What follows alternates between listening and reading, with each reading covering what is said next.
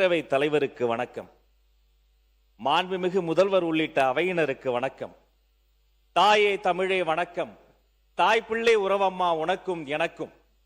உலகத்தில் உள்ளவர்கள் தங்கள் பிள்ளைகளுக்கு தங்கள் தாய்மொழியில் பெயர் வைப்பார்கள்.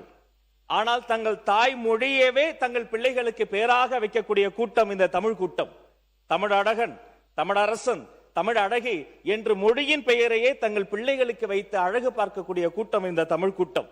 இந்த கூட்டம் தங்கள் தமிழ் தாயை வாழ்த்தும் பாடல் தான் இந்த தமிழ் தாய் வாழ்த்து. ஆனால் இது தமிழ் தாய்க்கான வாழ்த்து மட்டும் அல்ல. இந்த பூமி தாய், நிலம், நிலத்தை சுற்றி கடல், இந்த கடலை, அந்த நீல நிற கடல் நீரை புடவையா சுத்தி இருக்கிறாளாம் பூமி தாய். நீராறும் கடல் உடுத்த நிலமடந்தை. அந்த பூமி தாய்க்கு ஒரு அழகான முகம், சீராரும் வதனம்னா முகங்க. அந்த சீராரும் வதனம் எதுன்னு பார்த்தா திகழ்பரத கண்டம் இந்த பாரத தாய். இந்த பூமி தாய், அவளின் அழகான முகம் இந்த பாரத தாய். அவளுக்கு சிறு பிறை போன்ற ஒரு நெற்றி, அது இந்த தென்னிந்தியா. அந்த நெற்றிக்கு அழகு அதில் வைக்கிற ஒரு பொட்டு, அது இந்த தமிழ்நாடு என்னும் தாய்.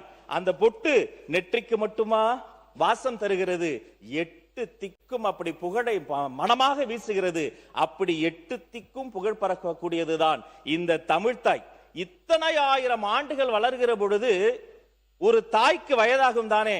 ஆனால் இத்தனை ஆயிரம் ஆண்டுகள் வளர்ந்த பின்னும் நீ எப்படிமா இன்னும் இளமையாவே இருக்கிற, உன் இளமைய வாழ்த்துறன்னு தமிழ் தாயை வாழ்த்தி, தமிழ் நாட்டை வாழ்த்தி, தென்னிந்தியாவை சொல்லி, பாரத தாயை வாழ்த்தி, இந்த பூமி தாயையே வாழ்த்தக்கூடிய பாடல் இது தமிழ்தாய் வாழ்த்து மட்டுமல்ல, உலகத்தாய் வாழ்த்து இந்த தமிழ்தாய் வாழ்த்து என்பதை இந்த அவையில் சொல்வதில் பெருமிதம் கொள்கிறேன்.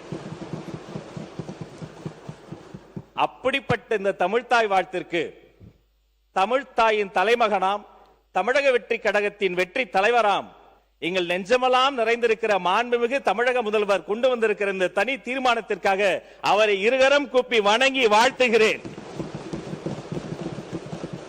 இனி பொது நிகழ்ச்சிகளில், கல்வி நிலையங்களில் எங்கெல்லாம் தமிழர்கள் வாழ்கிறார்களோ அங்கெல்லாம் தமிழ்தாய் வாழ்த்து மட்டுமே முதலில் ஒலிக்கும். அதற்காக தீர்மானம் நிறைவேற்றியவர் என்ற சரித்திரத்தில் முதல்வரின் பெயரே நிலைக்கும். அவரை வாழ்த்துகிறேன். இந்த தீர்மானத்தை உங்கள் மூலமாக வரவேற்கிறேன்.